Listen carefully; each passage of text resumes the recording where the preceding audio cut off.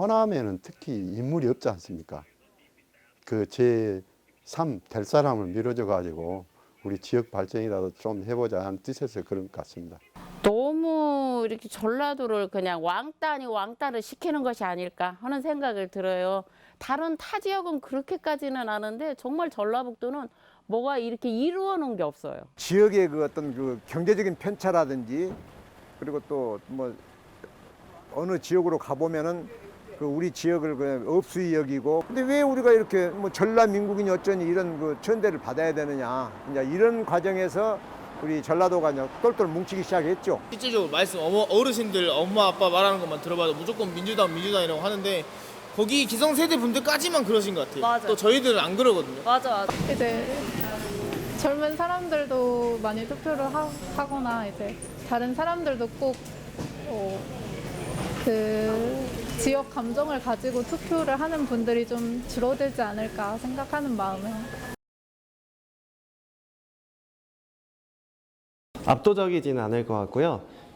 처음에 2018년도부터는 지지율이 상당히 높았었는데 점점 이제 해가 지나면서 제대로 되고 있지 않은 것들도 많다 보니까 좀 떨어질 것 같긴 합니다. 전 아직 누가 후보인지 저 안 찾아봐가지고 딱히 누구를 찍고 싶다 이런 생각은 아예 없는 것 같아요. 그리고 막 광주 전라도라 무조건 민주당 이거는 아닌 것 같아서 민주당이 좋아서라기보다는 여기서는 그나마 차차기 선책으로 민주당을 찍는 것이지. 그래도 호남권은 아직까지 그래도 민주당을 좀 밀어줘야 민주당이 좀 힘이 보탬이 되지 않을까 그런 생각이 들어서요. 네, 그러니까 뭔가 세대별로도 좀 의견들이 다르고, 그렇죠. 그리고 이제 뭐 왕따 당하는 것 같아. 어떤 그런 소외감, 고립감이 또 저런 몰아주기로 나타나는 게 아닌가 싶고, 굉장히 다양한 답들이 나왔습니다. 네. 네. 어떻게 보셨는지요? 그러니까 이게 문제가 해결이 되려면 호남이라고 해서 보수 성향의 유권자가 왜 없겠어요. 다른 데보다는 좀 적을 수는 있겠지만 많이 있을 거라고 저는 봐요. 근데 이제 이 5.18이라는 역사적 상처의 치유와 관련해서 이게 말끔하게 이거를 못했기 때문에 지금 보수정당이 접근을 못하고 있는 거예요. 저는 그것만 말끔히 해결을 하면 얼마든지 정책으로, 보수적인 정책으로 이 지역 민심에 접근할 수 있다고 저는 보고요. 또 다른 한편으로는 민주당보다 더 진보적인 정당에 대한 선호도 상당히 눈에 띄게 있는 지역이라고 봐요. 그래서 뭐 청년들이 뭐 무조건 민주당 이건 아닌 것 같아요. 그럼 마음속으로 저 미래통합당을 생각하는 건 아니고 정의당이나 녹색당 이런 거 생각하는 거예요. 그러니까 이 기성세대 쪽은 역시 5.18 그게 크고요. 예, 보수정당이 이 문제에 대해서 공감하면서 껴안고 같이 해결해 나가는 자세만 보인다면 정당으로 존립이 가능한 수준까지 갈 수 있다고 저는 봐요. 동시에 민주당은 호남 지역에서 더 진보적인 정당을 원하는 이런 젊은 표심의 도전에 직면하기 시작했다 이제. 그렇게 저는 4년 전하고 비교하면 저는 뚜렷하게 이런 걸 느낍니다. 국민의당 돌풍이 있었잖아요. 4년 전에. 여기서 23석이나 했어요. 그 배경이 뭘까? 뭐 물론 나이 드신 50대 이상의 반문재인 바람이라는 게 분명히 있어요. 2002년도 이후에 PK한테 그 민주당의 그 주도권을 뺏긴 거에 대한 그 뭐 2015년 전당대회 때 박지원 의원이 했던 당대표도 못하냐 하는 발언이 그런 거 아니겠습니까? 또 하나 있었던 것은 안철수 전 대표에 대한 그 부채의식 같은 게 있었다고 좀 봐요. 왜냐하면 사실 2011년, 12년 국면에서 안철수란 사람을 정치로 불러낸 그룹이 세 그룹이 있는데 첫째 2030. 이 사람들 기성정치가 다 싫어서 불러냈어요. 중도 보수는 이명박 대통령 다음에 박근혜인데 박근혜가 싫어 박근혜 아닌 사람 없을까? 박근혜가 싫어서 불렀어요. 호남은 그 박근혜의 유일한 대항마가 문재인인데 문재인 싫어서 불렀어요. 이게 다 이유가 다른데 이 기반에 안철수라는 사람이 있었는데 본인이 난 불려나왔다고 잠깐만 얘기를 하니까 불러낸 사람들이 약간 부채의식 같은 게 있었을 것 같아요. 잠깐만 불려나왔다 그러는데 호남 사람들이 생각해 맞아 우리가 그때 괜히 그 가만히 잘 살게 둘 거 괜히 불러냈어 뭐 이런 게 있었기 때문에 어떻게 보면 2016년에는 그런 부채를 좀 털어낸 거다. 이건 뭐 정권을 다투는 대통령 선거도 아니고 민주당이 그동안 좀 뭐 혼자 독식하면서 좀 해이해진 것도 있고 또 뭐 문재인에 대해서 우리가 좀 한번 경고도 좀 하고 이러기 국민의당은 너무 좋은 거죠. 여기 또 부인도 그 호남 분이고 차제에 그냥 여기 한번 국민의당 밀어주자 이런 거 부채의식을 털었고 네. 그 뒤에 민주당과 문재인 대표가 굉장히 또 공을 들여서 호남을 했고 그래서 호남에서는 2017년 대통령 선거 때 이번에 우리가 대통령 만든다. 어쩌면 제 생각에는 안철수 후보가 대통령 유력했으면 호남에서 안철수 득표율이 훨씬 더 높아졌을 가능성도 있어요. 그러니까 PK고 TK고 충청이고 뭐 호남이고 다 막 그냥 그 차기 대권을 만들려고 하는 2017년에 그 혼란한 5명의 후보들이 싸우는 중에 우리가 만든다.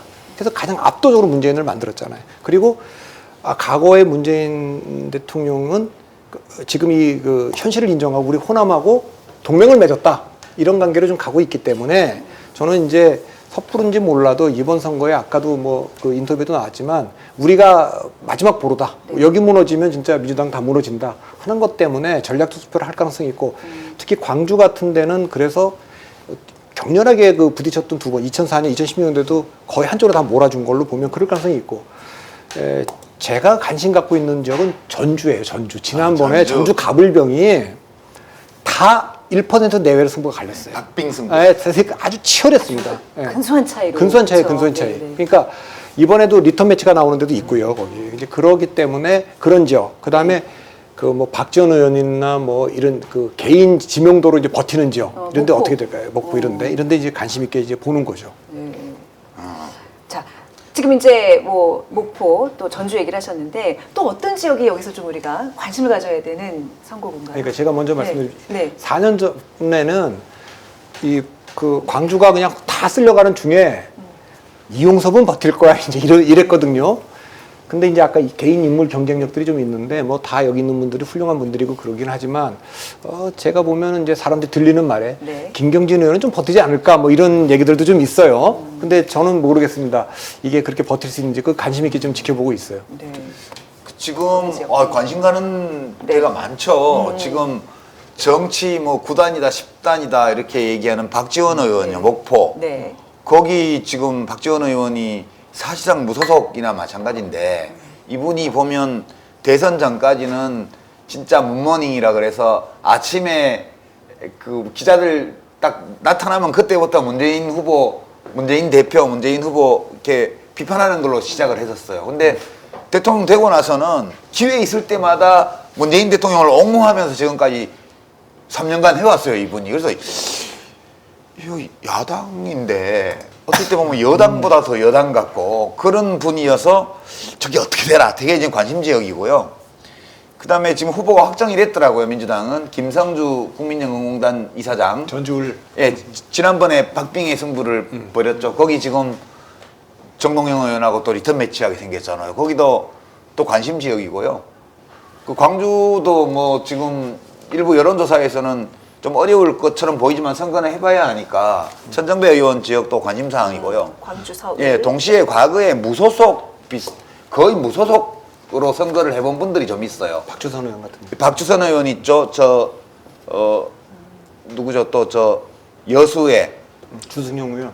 예, 주승용 의원은 무소속은 아니지만 여하튼 보면 유성엽 의원도 거의 엄청난 개인 득표를 가지고 있는 과거 전력이 있고 이렇게 과거에 상당한 정도의 개인 득표력을 과시했던 지금 야당 소속의 후보들이 있는 데들이 있어요. 이런 데들이 지금 관심 지역이죠. 그 뛰어난 개인 득표율이 없이는 이 광주 전남북에서 이 압도적인 더불어민주당 지지세를 맞서보기가 지금 쉽지 않기 때문에 대부분 정치 거물 그리고 무소속으로 득표력을 과시한 적이 있는 후보들의 지역 이런 데들이 눈여겨볼 지역들이죠. 저는 일부 지역은 이변이 일어날 수도 있다고 봐요. 군산 같은 데는 어떻게 보세요? 김관영 의원이 나와 있는 군산은 거기 저 대변인 했던 김의겸 대변인이 나갔으면 무난히 이기는 걸로 그때 여론조사에 나왔는데 이제 다른 후보가 되는 바람에 좀 뭐 해봐야 한다 이런 분위기인 것 같더라고요. 어느 지역에 좀 관심이 있어요, 박사님? 글쎄, 저는 뭐 지역보다도 그러니까 사실은 아까 그 3당이라고 하는 데들이 좀 지난 몇 년을 좀 되돌아봐야 된다고 생각을 하는데 사실은 그 호남을 대표한다고 사실은 아까 말씀하신 것처럼 뭐 의석이 많은 것도 아닌데 그걸 대표한다는 정당들이 지금 세 개가 쪼개졌다가 다시 붙는 이 모습이 과연 저번 시간에 말씀하셨지만 호남 국민들이 원하는 게 우리 이익만을 챙기는 정치 세력을 원하는 게 아니잖아요. 그러니까 자신들의 어떤 그 명분이나 지금까지 했던 그런 것에 대한 존중 뭐 이런 거랑 같이 겹쳐 있는데 사실은 그 이후에 거기를 대표한다고 했던 세력이 지난 한 몇 년 동안 보여줬던 게 사실 그 조금 그 곳에서 세 개의 당이 이렇게 갈라져야 될 정도로 이렇게 됐다는 거. 그러니까 그것에 대한 어떤 실망, 좀 배신감 이런 것들이 아까 저 정당 지지율 저렇게 낮은 게 불과 4년 전에는 그렇게 압승을 했던 정당 이게 이렇게 하루아침에 바뀐 거. 믿어지지가 않죠. 네, 그러니까 좀 그 점을 오히려 요번에 저 당에서 나오는 분들은 사실 뭐 개인의 개인기 가지고 이길까 말까 이런 거보다 지난 한 몇 년 과정에 대한 좀 평가와 반성과 이런 게 좀 돼야 되는 거 아닌가? 좀 저는 그런 생각이 좀 들죠. 흥미로운 것은 지금 호남 전체에서 문재인 정권에 대한 지지율이 역대 어느 정권보다도 높죠. 그 사실 김대중 정권에서도 그 높긴 높았지만은 지금이 아마 그 어떤 의미에서 김대중 정권 후반기보다도 지금이 높을 거예요. 과거에 왜 이 문재인의 그 당시 당대표나 대통령 후보에 대한 반감이 있었느냐면 노무현 정부 이후로 호남에서는 이 노무현 정부나 그 뒤에 그 문재인 민주당이 일종의 PK 패권주의를 갖고 있다는 것 때문에 반발을 했던 거잖아요. 그게 사실과 관계없이 그런 인식이 일반화돼 있었어요. 그게 호남이 등 돌리게 된 배경이거든요. 사실 우리가 만든 정권인데 우리를 배려하지 않고 PK 패권주의로 갔다. 이게 이제 핵심이었는데 문재인 정부가 등장한 이후로는 그것을 너무나 잘 알기 때문에 호남을 과도한 정도로 사실은 배려를 많이 했어요. 특히 인사 같은 거를 보면 호남 인사들을 중용을 했고 또 그 돌아섰던 반문재인 세력 편에 섰던 사람들조차도 소위 안철수를 도왔던 사람들까지도 중용을 하고 그리고 이 그 모든 어떤 정책을 쓰는 거나 인사를 하는 데 있어서 호남에 대한 이 그 동맹일 뿐만이 아니라 호남이 우리 정권의 중심이라는 걸 확실히 저는 각인시켜줬다고 봅니다. 그 효과를 벗어나기가 상당히 어려울 거예요. 그러니까 호남에서 이번에 유권자들이 선택의 1차적인 기준은 우리가 만든 이 정권이 제대로 강화되는데 도움이 되는 게 무엇이냐 하는 것이 1차적인 전략적 선택의 포인트가 될 것이고요. 그런데 인물로 보면 사실 이 호남에 지금 호남 3당이라고 그러나요? 하여튼 여러 정당으로 퍼져 있는 야권 인물들이 만만치가 않잖아요. 그러니까 그 중에 일부 인사들 같은 경우에는 지금 말씀하신 대로 한번 그 삿발을 잡아볼만 하긴 하지만 그러나 그분들도 떨고 있을 겁니다. 네. 근데 이제 정치라는 게 선거에 나가면 아무리 거물이어도 찍어달라는 명분이 확실히 있어야 되거든요. 박지원 의원이나 정동영 의원이나 천정배 의원이나 굉장히 다 그런데 국민의당 만들어줬는데 이게 3분 됐어요. 그래서 지금 뭐 어떻게 다시 합치냐 그러는데 뭐라 그러고 찍어달라 그럴 거냐. 우리가 뭘 하겠다고 얘기할 거냐. 이제 이 점에서 좀 갑갑하죠. 예, 이게 지금 사실 선거라는 건 그 굉장히 중요하고 반면에 이제 이 민주당은 우리가 무너지면 안 된다. 이낙연 대망론도 일단 뭐 이런 게 있기 때문에 굉장히 그 이번에는 그 민주당이 유리한 상황에서 지표만이 아니라 선거 치르게 될 거다. 참고 사항으로 이거는 한번 뽑고 지나갔으면 좋겠는데요. 이제 오해가 많아요, 이 점에 대해서. 예를 들어서 김대중 대통령, 그러니까 정권을 한 번 더 연장할 때 항상 후계 구도가 문제가 돼요. 그래서 이제 김대중 대통령 이제 임기 말에 경선을 할 때 노무현 현상이 일어나면서 노무현 후보가 됐어요. 네. 그러고 나서 그것을 못 받아들여서 나중에 여러 가지 시끄러웠고 또 그게 김대중 대통령이 뒤에서 보이지 않는 손을 움직여서 그렇게 만들었다는 주장도 막 나오는데 그거 아니었거든요. 그냥 어떻게 시대 상황과 민심 흐름과 그다음에 상대 그때 이회창 후보가 있을 때 그 후보와의 매치업이나 이런 것들이 잘 되면서 뜬 거예요. 그냥 노무현 후보가. 그러고는 호남 출신 대통령이 있던 데에서 여당의 차기 대권 주자가 영남으로 넘어갔어요. 근데 노무현 대통령 끝날 때는 누가 후보가 됐냐면 노무현 대통령은 정동영 의원을 별로 탐탁지 않게 여겼는데 정동영 의원이 대통령 후보가 됐어요. 그렇게 해서 끝났죠. 그다음에 지금 문재인 대통령이 지금 집권을 했는데 제일 유력한 차기는 지금 거의 독주예요. 그 이낙연 총리. 그러니까 이게 묘한 게 누가 일부러 이렇게 기획하는 건 아닌데 이렇게 오가는 거예요. 이게 보면. 그리고 이렇게 민주당 계열의 정당에서 이렇게 지역을 넘나들면서 후계 구도가 만들어지는 글을 보면 내놓고 사람들이 누가 작업을 하거나 설계를 하지 않아도 그 당원과 지지자들의 어떤 생각 속에는 그 생각이 있어요. 혼자 하면 안 된다. 그런 게 있기 때문에 그런 결과들이 나오는 거거든요. 이번 경우는 지금 문재인 대통령이 집권을 하고 있는데 자연스럽게 이게 그냥 총리로 일할 수 있는 기회를 준 것밖에 없었는데 이낙연 총리가 떠올랐잖아요. 되게 자연스럽게 이게 만들어지는 거예요. 누가 일부러 설계한 게 아니라. 근데 그런 점에서 보면 이번 호남 유권자들이 총선에서 선택을 할 때는 절박함이라는 게 예전 선거와 달라요. 상당히 여유 있는 위치에서 여러 가지를 고려하면서 투표권을 행사하는 그런 분위기가 지금 되고 있다고 저는 평가하고요. 되게 속 편할 것 같아요.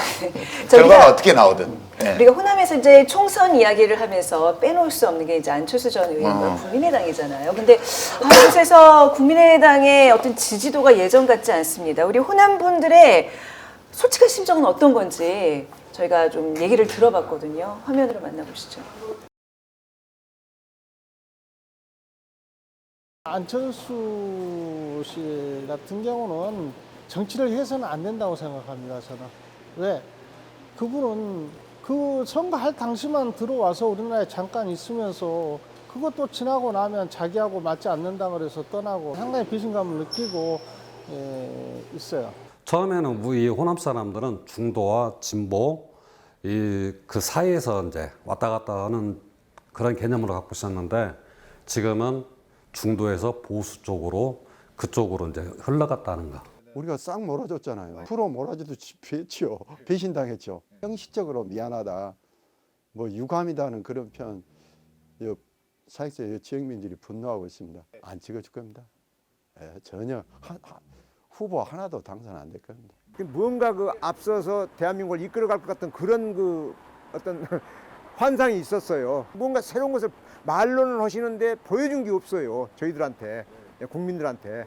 그래서 지금은 안철수라는 분이 나름대로 이제 참 고생도 하셨지만은 그분에게 돌아갈 편은 호남에서는 없다고 저는 봅니다. 자기 자랑만 막 이렇게 했지. 그 한마디도 자기가 뱉었단 말에 한마디도 책임을 못 지면은 안 되죠. 한마디라도 책임을 졌어야지. 그거 끝나고 몇 분 어기나 왔어도 그냥 나 이렇게 왔어요라고만 해주고 간 거지. 진짜 진심은 아니었잖아. 저는 별로 관심 없어요. 그렇게 막 여러 당이 그렇게 합친다, 또 늘어졌다, 당 저기를 물러나라 막 그런 것도 뉴스 나오는 거 보면 보기 싫고 안 좋아. 그거는 일단 합당만 한다고 해가지고 그게 결정되는 일이라고 보진 않아요. 일단 시민들의 지지를 끌어낼 수 있는 뭔가를 좀 보여줘야 된다 그런 걸 좀 그런 것 같아요. 당을 바꾸고 합당하고 하면 못해. 국회에서 일을 해야지. 합친 것이 다 총선을 나가면 당 바꾸고 사람은 그 사람들은 간판만 바꾸고 뭐되냐고. 그분들은 참 굉장히 노련한 분들 아닙니까? 정치의 9단, 10단 그 밑으로 이제 또 국회의원 현재 배지를 달고 계신 분들은 8단, 7단도 계시겠죠. 안 될 것 같아. 나는 그 사람들도 지금 새 사람을 찍어줘야 돼. 지금 묵은 전부 2번 이상 해 먹은 그 국회의원들은 안 찍어야 돼. 호남권을 대표하는 정당이 되기는 어려울 수도 있겠지만 거대 양당만 이렇게 하는 그런 정치보다는 다각적인 여러 당이 있어서 여러 의견을 내고 거기서 이렇게 합의점을 찾아가는 그런 정치라면 참 좋다라고 생각이 됩니다. 합쳐진다면은 좀 관심을 두고 봐야 할 것 같아요. 제가 그분들이 앞전에 전라도 쪽에 당들이었잖아요. 전라도 쪽. 그래서 조금 관심을 갖게 될 것 같아요. 앞으로는. 큰 기대가 없다 하지만 또 관심은 있다. 뭐 반반 정도 지금 여론을 좀 들어보셨습니다. 관심들은 많으시네 뭐. 아 근데 좀 냉소적인 반응도 있었잖아요. 막상하게 깨고 계시네 상황을. 아 진짜 무섭다. 근데 저게 이제 아까 그 얘기일 거예요. 지금 쟁쟁한 분들 많고 예. 그런데 과거에도 쟁쟁한 분들이 그 떨어질 때 보면 한 번 더 해야겠습니다라고 얘기할 때 납득할 만한 명분이 없을 땐 다 떨어져요. 정책이 이제 운이 그게 다 그렇고 아까 이제 인터뷰한 분들 지역들을 좀 보면 그 이제 인터뷰하는 분들의 그 지역구 의원들 제가 머릿속으로 떠올려 봤는데 조금 기대를 하는 분들은 아직도 약간씩 기대하는 것 같고 예, 그게 약간 또 전남하고 전북하고 좀 다르고 전주 다르고 그런 도의 차이는 있지만 4년 전에 비해서 확실히 지금 민주당 쪽으로 여러모로 모든 지표가 또 정서가 기울어져 있는 건 사실인 것 같습니다. 지금 또 앞서 보셨던 그 이제 VCR이 안철수 전 의원에 대한 얘기인데 굉장히 날선 비판들, 굉장히 그 안철수 전 의원 입장에서는 뼈아픈 얘기들인데 제가 보기엔 좀 민망스러워져. 네, 네. 아주 적나라하게 지금 이 호남 민심, 예. 안철수 신당 대표에 대한 국민의당 대표에 대한 민심이 드러났다고 생각해요. 네. 저 굉장히 귀담아 들을 필요가 있을 것 같은데 그 호남 정서 자체가 어떤 그 이게 흐름을 타서 특히 지금 얘기 나오는 건 전부 배신감이잖아요. 저 배신감이라고 하는 건 정치적인 여러 의식 형태들 가운데 가장 무서운 겁니다, 저게. 그러면 저거는 그 배신감이라는 거는 분노와 증오를 밑에 깔고 있는 거거든요. 그럼 저 회복하기가 대단히 어렵습니다. 그거는 저렇게 만든 계기가 뭐였는가에 대해서는 안철수 대표 스스로가 한번 복귀를 해봐야 될 것 같아요. 그래도 대선 때 문재인 후보만큼 찍어주지는 않았어도 상당 득표를 했잖아요, 여기서. 네. 거의 한 30% 정도 득표를 했고, 그 전에 국민의당은 압도적으로 당선을 시켜줬고, 그런데 뭘 잘못해서 저렇게 호남에서 저런 배신감을 표출할까. 이에 대해서는 저도 이제 오늘 이거 보고 뭐 막연히 그렇게 생각했던 게 훨씬 더 뚜렷해진 거거든요. 그건 참 치명적이라고 봐야죠. 사실은 지역 기반이 그냥 약간 없어지는 정도가 아니라 지역이 완전히 돌아선 거니까. 그럼 뭐 다른 지역은 지금 붙일 데가 있냐? 없잖아요. 그러면은 굉장히 지난 그 몇 년간의 안철수 정치가 허해진 거죠. 기반 자체가 거의 그 와해된 수준이라고 보고 그것이 바로 지금 지지율에 나타나고 있는 거다. 이렇게 보면. 네. 지금 안철수 대표가 정치가 10년 차예요. 지금 2011년 서울시장 보궐선거 때 그때 뜨기 시작해서 박원순 시장한테 양보를 하고 당신이 하시오 하고 그때부터 올라가기 시작해서 2012년 대선 때 큰 역할을 했고, 근데 생각해 보면 뭐 어떤 것이 정서적으로 저렇게 건드렸을까 생각을 해보면 김대중 대통령이 해외 체류한 적이 여러 번 있어요.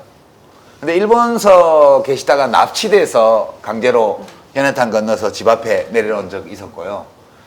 그 다음에 유신체 때는 그랬고, 그 다음에 연금 집에서 당했고, 나중에 그 5.18 나고 나서는 사형 선고했다가 이제 해가지고 미국으로 사실상 추방한 거잖아요, 전두환 정권이.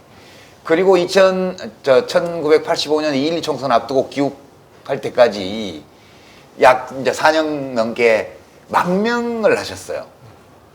그러니까 스스로 나가신 거는 1992년 대선 때 세 번째 낙선을 하고 나서 영국으로 이제 출국하고 정계 은퇴하고 그러고 다시 돌아오신 거죠, 그죠? 그러니까 그냥 선거에서 지고 외국으로 나간 건 딱 한 번이었어요. 정계 은퇴 선언하고 나갔다가 들어온 게. 근데 이 안철수 대표는 2012년 대선 때도 대선 날 미국을 갔고요. 그러니까 선거 때 하고 나서 외국을 나가세요. 뭐 이번에는 독일, 미국 마라톤 뛰고. 이게요, 지지자들에게는 되게 안 좋은 거예요. 선거에서 몇 퍼센트가 됐던 꽤 많은 시민들이 지지해주고 밀어줬는데 선거 끝나고 그냥 외국으로 나가버려요. 그랬다가 다음 선거 가까이 오면 또 돌아와요. 이제 이거를 한 2번 반복하고 나니까 배신감이라는 게 혹시 그런 데서 나온 건 아닐까? 그러니까 외국 나가는 거 좀 조심해야 될 것 같아, 정치하시는 분들. 네. 행태에서 뭐 그런 모습이 마이너스일 것 같다는 생각은 드는데, 근데 그런 외국 나가고 떠나고 안 떠나고를 떠나서, 그러니까 그렇게 몰표 온 마음을 실어서 이렇게 지지를 해줬는데, 근데 그 다음에 어떤 결과가 안 좋아졌을 때, 그때 사실은 책임 안 지는 모습, 뭐 이런 거가, 그러니까 그 이후에 다음에 새로운 정치를 할 때, 얘기를 할 때는 또 다른 맥락에서 오잖아요. 2012년도에 어땠고 2016년도에 어땠고 그 연속선에서 어떤 얘기들이 나와야 되는데 떠났다 올 때마다 좀 그 이전하고 단절이 되는 그게 무책임한 어떤 정치 이런 거를 보이는 거 아닐까? 단적으로 38석의 그 의석을 만들어 줬잖아요. 서울에서는 이제 안철수만 됐고 또 김성식 호남 분들이 많이 있는 데서 됐는데 그 38석의 국민의당이 더 이상 망가질 수 없을 정도로 어떻게 망가져도 이렇게 망가질까 싶을 정도로 망가졌잖아요. 그럼 그 찍어준 사람들이 갖고 있는 이 자괴감, 부끄러움, 우리가 이렇게 이걸 구매하고 남들한테 찍으라고 얘기했던 사람들이 갖는, 그거는 뭐 지금 중도보수가 이탈하면서 왜 부끄러움이 우리들의 몫이어야 되느냐는 거 똑같은 거죠. 호남분들도 그 똑같이 느끼는 거죠. 우리가 국민의당 찍어야 된다고 얘기했는데 그 찍어진 정당의 모습이 이러니까 그 실망이 있을 거고요. 그 간혹 들리는 얘기는 그러다가 그 국민의당이 깨고 뭐 바른미래당 합당을 하면서 보수라고 손잡았다. 또 심지어는 뭐 보수로 갈 거다 이런 얘기도 계속 나오면서 또 5.18 아까 말씀하신 대로 저쪽에서 그런 망언도 나오는데 그런 세력하고 그러니까 이제 그 안철수 대표도 그 거기랑 같이 할 수는 없는데 그런 저런 게 있었지만 저는 결정적인 건 국민의당이 망가져도 너무 망가졌기 때문에 그에 대한 책임 그 하나만으로도 그 찍은 분들이 얼마나 그때 그 찍어야 된다고 얘기하고 그랬겠습니까? 그런데 그게 이제 보증을 쓴 건데 찍어본 유권자들은 그게 이제 망했으니까 그랬을 것 같습니다. 선거는 50일밖에 안 남았는데 이렇게 해서 많이 힘들겠어요, 보니까. 자, 정당 지지도를 좀 보면요. 자, 전국 단위로 보면 이제 더불어민주당이 41.2%, 미래통합당 28%, 그다음에 호남 3당 0.9, 정의당 6.1, 국민의당이 2.8%입니다. 근데 이제 광주 전라 쪽으로 와서 보면 더불어민주당은 68.7%, 미래통합당은 4.2%, 호남 3당은 1.7%, 정의당은 8.7%, 국민의당은 2.3%입니다. 국민의당의 경우에는 전국보다 광주 전라 지역에서의 지지도가 더 낮네요. 2.8, 2.3. 그 자괴감이 있는 거예요. 그 자괴감이. 무서워. 민심이라는 게. 무섭죠. 무서워. 네. 네. 자, 오늘 광주에서 이렇게 호남 민심을 저희가 이렇게 분석해 봤는데요. 오늘 호남에 오니까 좀 어떤 느낌이었는지 좀, 소회를 좀 부탁드립니다. 제가 말해도 될란지는 모르겠는데 아니 이 동네 오면 약간 좀 무서워져요. 왜요? 그 선거 민심이라는 게 여기가 그 최원정 씨가 이 진보의 안방 이렇게 표현을 하셨는데 이제 지정학적으로 보면 여기 안방 맞거든요. 우리 진보 계열 정당, 진보 세력의 안방 맞는데 이 안방 민심이요 정말 그 2004년도에도 그랬고 2016년도에도 그랬고 한 번씩 엎어질 때 보면 정말 인정사정 없어요. 냉혹합니다 진짜. 4년 전에 그렇게 압도적으로 그 안철수 대표의 국민의당을 밀었다가 지금 거의 존재 자체를 인정 안 하는 분위기로 이렇게 흘러가 있어요. 어떻게 되게 이렇게 진보의 안방인데 여기 오면 좀 약간 살짝 무서워져요. 진짜 정치라는 게 무상하기도 하고 민심이라는 게 진짜 무섭구나. 아까 인터뷰 제 보면서 저 그런 느낌 들었어요. 야, 세다. 저는 개인적으로 미래통합당이 앞으로 이 호남에 대해서 정말 노력 많이 해야 되겠다 하는 생각을 좀 다짐하고 갑니다. 제가 이제 정치를 같이 해본 분들 가운데 제가 존경하는 분이기도 하지만 정의와 국회의장이 한나라당이나 자유한국당까지 이렇게 쭉 있으면서도 국회의장 하면서도 이 호남에 대해서 대단히 많은 노력을 기울이고 또 그랬기 때문에 그 실천에 대한 평가를 호남인들이 인정을 해줘요.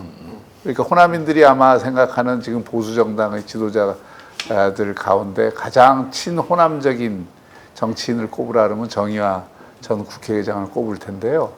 그분이 그냥 한 번 와갖고 무슨 어떤 행동을 한 게 아니라 20년 동안 그걸 꾸준히 한 거예요. 그런 정치인들이 많이 나와야 된다. 이 호남에서도 싹을 키워야 되지만 호남에서 싹을 키우기 위해서는 호남 바깥에 있는 미래통합당의 정치인들이 호남에 대해서 정말 긴 호흡을 가지고 이 관심과 투자를 또 애정을 쏟아야 된다는 생각을 다시 한번 하게 되네요. 네. 호남은 역사성이 좀 있어요. 아까 우리가 처음에 호남에 강주에 왔을 때 제일 먼저 뭐가 떠오르냐 그러면 뭐 1980년 얘기를 안 할 수가 없었지만 또 하나 제 인생에 남아있는 건 2002년 그 민주당 대통령 경선이에요. 네. 노무현 후보가 이인재 후보를 뒤집은 정면 돌파합시다 하면서 정면 돌파를 선언하고 이 광주의 선택이 이제 완전히 판도를 바꿨잖아요. 이제 그 전에 이제 아마 노무현 대통령이 던진 질문 아주 뭐 후발주자인데 이인재 후보로 이해창 후보 이길 수 있겠어요? 모든 게 다 비슷한데 모든 게 다 모자란데 이긴다고 칩시다. 그게 우리 민주당의 승리라고 얘기할 수 있습니까? 한나라당 경선 져서 국민신당 출마했다가 그분 데리고 와서 정면 돌파합시다 우리 걸로. 그러니까 이 광주 분들이 갖고 있는 거는 그걸 뭐라고 그래야 될까? 호남 정신이라 그럴까? 뭐 호남 정체성에 충실한 정당. 그 정당을 선택하고 우리가 만드는 정권, 우리가 만드는 정당을 지키려고 하는 그게 결정되면 눈치 안 보고 그냥 전략 투표로 가는 거다. 그런 면에서 보면 어떻게 보면 무섭기도 하지만 어떻게 보면 또 순수하다고도 얘기할 수 있는 이제 그런 걸 좀 느끼고 있습니다. 네, 뭐 저는 그런 무서움을 만든 요인들에 대해서 뭐 아까도 잠깐 말씀드렸지만 또 상당 부분은 정치인들 진짜 그걸 전략적으로 이용했던 또 그런 모습들에 대한 분노, 배신이기 때문에 사실은 이제 특히 호남을 뭐 이렇게 뭔가 대변하겠다 얘기하는 정치 세력들이 조금 더 지난 과정에 대해서 좀 돌아봐야 되지 않나, 자성해야 되지 않나, 좀 그런 느낌이 좀 강하게 봤습니다. 네. 하여튼 종합적으로 좀 겁이 나요.